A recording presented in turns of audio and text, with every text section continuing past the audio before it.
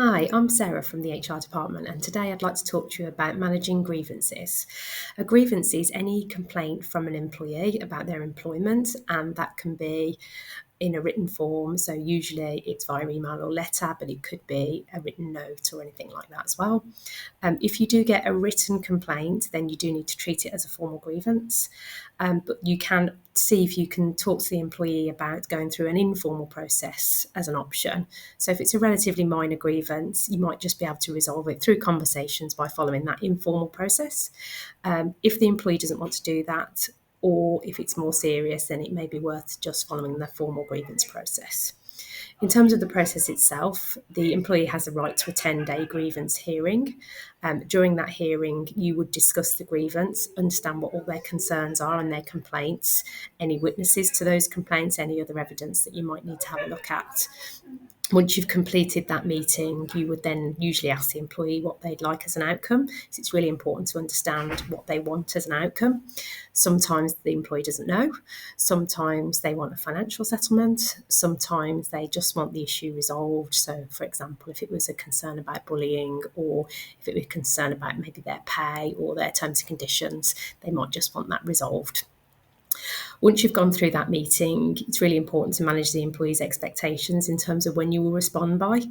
And then you need to go away and investigate that grievance further. That may require speaking to other people. If there's been witnesses, it may be just gathering evidence. It could just be reviewing whatever the employee's presented with it to you. It's always really important to keep the individual in the loop. So if you do uncover further evidence or you talk to other employees, it's really useful to kind of share that feedback with the employee to see if there is anything that they'd like to add or question before you reach that final decision. Once you've completed your investigation, you then respond to the grievance in writing. And some grievances are really straightforward. There might only be 1 point. Others, they might have raised 10 or 15 points or more if you're really unfortunate.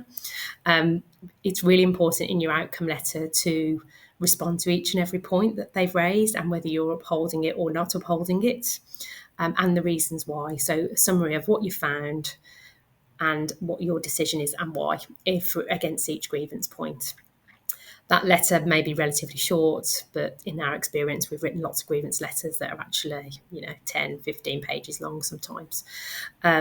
But they are really comprehensive, so the employee is really clear on why you've made that decision. Once you've done your outcome letter, obviously that then goes to the employee. They do then have a period of time to appeal that decision if they wish. If they appeal, then that grievance, the appeal points need to be heard by another person who hasn't been involved in the grievance. And that appeal process isn't to rehear the grievance, it's to understand what are the appeal points that they've raised. So they may raise some issues with the process, they may raise concerns that something hasn't been looked at properly or fully, or they might say there's further evidence that hasn't been considered. So all of those need to be considered as part of that process. And the person holding the grievance appeal will then hold a meeting with the employee, understand what the appeal points are, and then go away and make a decision on those. And they may need to do further investigation depending on what's raised.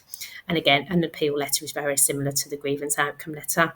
You need to respond to every appeal point and what you found and why you're making the decision you're making and whether you're upholding it or not.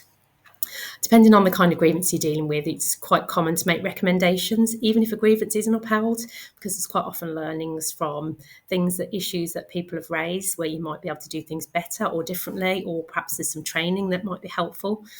So it's really important if you do make any recommendations that you do then follow those through. We can manage grievance processes for you. We can come on site and do all of that process for you, meet with the employee, deal with any witnesses, do all of the investigations, write the outcome letters for you.